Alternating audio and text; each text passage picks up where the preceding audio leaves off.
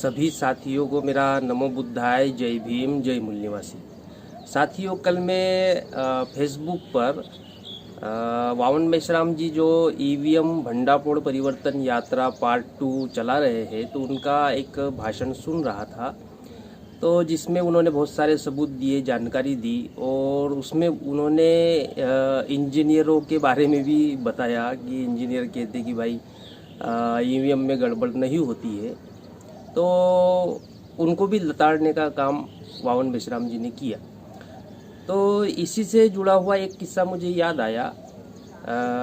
जब हम जो है प्रचार प्रसार करने जाते हैं, तो उस समय की ये बात है। तो ये लगभग ये 2013 या 14 की बात है। तो तब मेश्राम जी ने पर्चा निकाला था कि ईवीएम में के कारण जो है गड़बड़ी होती है, वोटों की चोरी की जाती है, और कार्यकर्ताओं को ये निर्देश दिए कि ये जो पर्चा है इसे समाज में जाके बांटो, इसका प्रचार करो, और अपने अपने स्तर पे उसकी प्रोग्रामिंग भी लगानी थी। अब चूंकि हम संगठन से जुड़े हुए लोग थे, तो जानकारी तो हमारे पास भी नहीं थी कि ईवीएम में गड़बड़ कैसी होती है। कार्यकर्ताओं के पास भी नहीं थी ना जानकारी। तो अब मेश्राम जी ने कहा है तो करना तो पड़ेगा। तो आप कह सकते हैं कि उतने समय के लिए हम अंधभक्त टाइप बन गए थे, जो बोलते ना अंधभक्त अंधभक्त। तो सबूत हमारे पास नहीं थे, जानकारी भी उतनी ज़्यादा नहीं थी, लेकिन मेश्राम जी ने कहा है तो हमें इस बात पे विश्वास था कि मेश्राम जी बिना छानबीन किए, बिना सबूतों के आधार पर ऐसे ही कार्यकर्ताओं को निर्देश तो जारी करते नहीं हैं। तो जरूर इसमें कोई बात होगी, तथ्य होगा, कुछ इसमें सच्चाई होगी, इस बात का तो हमें विश्वास था। लेकिन जो जो विरोध करते हैं वो कह सकते हैं कि आप ये अंधविश्वास वावन मेश्राम जी के ऊपर कर रहे थे। लेकिन हम कार्यकर्ता है, तो कार्यकर्ता के नाते और इतने सालों से जो मेश्राम जी काम कर रहे थे, तो उनके उस अनुभव और उस कार्यशैली के आधार पे कहा जा सकता था कि मेश्राम जी ने सोच समझकर ही ये गाइडलाइन जारी की होगी कि ईवीएम के विरोध में पर्चे निकालो, उसका प्रचार करो, समाज में जाओ। मतलब कम से कम लोगों को ये तो पता चले, उस समय की बात है 2014 की, कि ये तो पता चले कि ईवीएम में गड़बड़ होती है। लोग विश्वास करें ना करें, लेकिन एक चर्चा का विषय तो बनाया जाए कि ईवीएम में गड़बड़ होती है। तो हमें भी उतनी जानकारी नहीं थी, लेकिन उसके बावजूद हम फिर पर्चा लेकर प्रचार प्रसार करने निकले। तो ऐसे ही हम एक इंजीनियर के यहाँ पहुँचे। मेरे साथ में हमारे बामसेप के सीनियर कार्यकर्ता थे। तो हम लोग इंजीनियर के यहाँ पहुँचे, और उसमें ईवीएम में गड़बड़ होती है ऐसा हम लोगों ने जब बात कही, तो उस इंजीनियर ने कहा कि नहीं, ईवीएम में गड़बड़ नहीं होती है बोले। अब हमने कहा कि होती है, ये तो पर्चा निकाला है, तो पर्चा तो बिना सबूतों के आधार पे तो निकाल नहीं सकते। तो उनका नहीं, उसमें गड़बड़ नहीं होती है। ईवीएम मशीन का तो चुनाव के समय हम ही रख रखाव करते हैं। और जब मैंने कहा कि भाई गड़बड़ होती है, ये सेंट्रल से वो जो है पॉम्पलेट आया है, तो सोच समझ कर ही आया होगा, सच्चाई होगी। तो उस इंजीनियर ने मुझसे कहा कि आप इंजीनियर हैं क्या? मैंने कहा नहीं, मैं तो इंजीनियर नहीं हूँ। तो बोले मैं इंजीनियर हूँ, तो मुझे पता है कि उसमें गड़बड़ नहीं होती है। अब ये तो संकट खड़ा हो गया हमारे सामने। चला, हम ईवीएम में गड़बड़ होती है वो पर्चा लेकर गए, और सामने वाला बोल रहा है कि तुम इंजीनियर नहीं हो, तो तुम कैसे बता सकते हो कि भाई गड़बड़ होती है? तुम्हें उसकी टेक्निकल जानकारी तो है नहीं। तो वो बामसेप का कार्यकर्ता और मैं, हम फिर दोनों एक दूसरे का मुंह देख रहे। तो फिर बातचीत करते हुए फिर मैंने कहा चलो मान लेते हैं ईवीएम में गड़बड़ नहीं होती है। फिर समझाने का प्रयास किया, अपने पास तो तर्क का मैटर आ जाता है। मैंने कहा मानते हैं कि गड़बड़ नहीं किया, तो ईवीएम को थोड़ा साइड में रखते। लेकिन हम अब इस मुद्दे पर आते हैं कि जो पॉलिटिकल पार्टियां, जो ब्राह्मणों की पॉलिटिकल पार्टियां हैं, कांग्रेस या बीजेपी, तो आपने ये तो सुना होगा कि जब ईवीएम मशीन नहीं थी और बैलेट पेपर से वोट डाले जाते थे, तो आप ये बताइए कि क्या बूथ कैप्चरिंग करती थी? ये घटनाएं हुई है? हाँ, ये तो हुई है। क्या इनकी जो पार्टियां है वो गुंडों का उपयोग करके लोगों को धमकाने का काम करती थी कि इसी पार्टी को वोट देना चाहिए?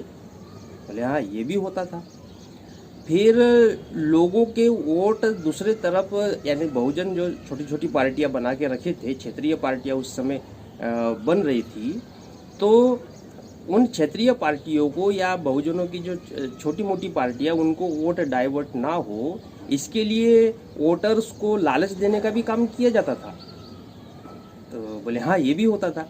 यानी कि जो ब्राह्मणों की पार्टियां है, जब ईवीएम मशीन नहीं थी तो वो बूथ कैप्चर करती थी, वो लोगों को डराने धमकाने का काम करती थी गुंडों के माध्यम से, वो पैसों का लालच देकर वोट खरीदने का काम करती थी। तो ये जो सारा तंत्र चलाया जाता था वो किस लिए चलाया जाता था? वो इंजीनियर को मैंने पूछा, तो बोले वो तो वोटों के लिए चलाया जाता था। इसका मतलब वोट जो है उन्हीं की निश्चित पार्टी को मिले, इसके लिए ये सारा सिस्टम चलाया जाता था ना, इतना तामझाम करना पड़ता था उन लोगों को। तो बोले हाँ। तो जब वोट डाइवर्ट करने के लिए जब ईवीएम मशीन नहीं थी, तब इन माध्यम से वोट डाइवर्ट किए जाते थे ताकि बहुजनों की किसी भी छोटी मोटी पार्टी या क्षेत्रीय पार्टियों को वोट ना मिले। तो अब जब ईवीएम आई है तो ईवीएम पे नियंत्रण किसका है? तो उन्हीं की पार्टियों का है। तो फिर इतिहास में जब उन्होंने ऐसा किया, तो आज की तारीख में आप किस आधार पे कह सकते हैं कि वो ईवीएम को ईमानदारी से चला रहे होंगे? फिर वो इंजीनियर सोच में पड़ गया, यार ये बात तो सोचने वाली है। बोले कि जब पहले वो बूथ कैप्चर करते थे, लोगों को लालच देके वोट खरीदते थे या विभिन्न प्रकार के लालसा देते थे या गुंडों का इस्तेमाल करते थे और भी सारी चीज़ें करते थे, तो ईवीएम जब उनके नियंत्रण में है तो वो ईवीएम का उपयोग वोटों को डाइवर्ट करने के लिए नहीं कर सकते हैं या नहीं करेंगे, ऐसा किस आधार पे कहा जा सकता है? नियंत्रण तो उनका है, तो वो तो कर सकते हैं ना। तो मैंने कहा आप जो है, आप उन पर इतना ये विश्वास क्यों करते हो कि वो नहीं भाई ईमानदारी से करेंगे? क्या इतिहास रहा है कि ब्राह्मणों ने ईमानदारी से बहुजनों के हक और अधिकार दिए? ये तो इतिहास नहीं रहा। तो इतिहास से हमने सबक सीखना चाहिए। चलो माना कि हमारे पास में ईवीएम की टेक्निकल जानकारी नहीं, सबूत नहीं, मतलब हम कार्यकर्ताओं के पास, वावन मेश्राम जी के पास तो होंगे उस समय, लेकिन हमें तो जानकारी नहीं थी। तो हमने कहा चलो हमारे पास टेक्निकल जानकारी नहीं है, लेकिन हमें इतना तो पता है ना कि इनकी जो पार्टियां है वो पहले ऐसा करती थी। तो आज के समय में हम किस आधार पर विश्वास करें कि ईवीएम के साथ गड़बड़ नहीं होता है? तो जब ये तर्क दिया तो तब फिर वो 50% बात को माना, 50% फिर भी नहीं माना था। और यही सब जो फीडबैक मेश्राम जी को गया, उसी का कारण है कि फिर जो सुप्रीम कोर्ट में पहले लीगल रूप से सिद्ध किया कि हाँ ईवीएम में गड़बड़ होती है, और उसके बाद में फिर परिवर्तन यात्रा निकाली ताकि आम जनता को, सभी को ये पता चल सके कि ईवीएम में गड़बड़ होती है। ये चलाने के पीछे का कारण ये है कि आम जनता को जब जानकारी होगी और आम जनता जब करोड़ों की संख्या में इस ईवीएम के विरोध में उतरेगी, जो क्षेत्रीय पार्टी के लोग हैं जिनकी पार्टियां डेवलप नहीं हो सकेगी ईवीएम के रहते हुए, वो जब आंदोलन करेंगे तब जाके ये ईवीएम का मैटर जो है सॉल्व हो सकता है। इसलिए ये परिवर्तन यात्रा निकालनी पड़ रही है। मुझे लगता है कि केवल ईवीएम की परिवर्तन यात्रा, ये पार्ट 2 जो चल रहा है, ये पार्ट 3 भी आएगा, केवल 2 तक नहीं रहेगा, क्योंकि लोगों को जागरूक करना ही हमारे पास लोकतंत्र में एक रास्ता है। जागरूक के बिना हम परिवर्तन नहीं कर सकते, चाहे उसके लिए 2 बार परिवर्तन यात्रा निकालो, 3 बार, 4 बार, लेकिन वो करना पड़ेगा, वही एक मार्ग है। तो लोग केवल यही कहते रहेंगे कब तक होगा, कैसे होगा, कब तक होगा, वो कोई उसका हल नहीं है। प्रश्न तो हजारों लाखों होते हैं, लेकिन उसका जो उसका समाधान जो है, वो समाधान करने के लिए बहुत अथक प्रयास करने पड़ते हैं। यही वावन मेश्राम जी कर रहे हैं। तो ये ईवीएम भंडाफोड़ यात्रा जो चल रही थी, तो इसके संदर्भ में यही मुझे याद आया कि 2014 में मैंने एक इंजीनियर को ऐसा जवाब दिया था। आपको भी कोई अगर ऐसा व्यक्ति मिले तो आप इस बात को और भी बेहतरीन तरीके से अपने अनुभव के आधार पर, अपने जानकारी के आधार पर इस बात को और भी बेहतरीन तरीके से समझा सकते हैं, बता सकते हैं। अगर कोई आपसे इस टाइप का प्रश्न करे तो, क्योंकि हमारे पास में ईवीएम के पहले का भी तो हमारे पास में इतिहास है कि वो वोट डाइवर्ट करने के लिए विभिन्न प्रकार के तंत्र अपनाते थे। आज ईवीएम है तो ईवीएम का तंत्र अपना रहे हैं। फर्क सिर्फ इतना है कि उस समय इंसानों का उपयोग किया जाता था, आज मशीन का उपयोग किया जा रहा है।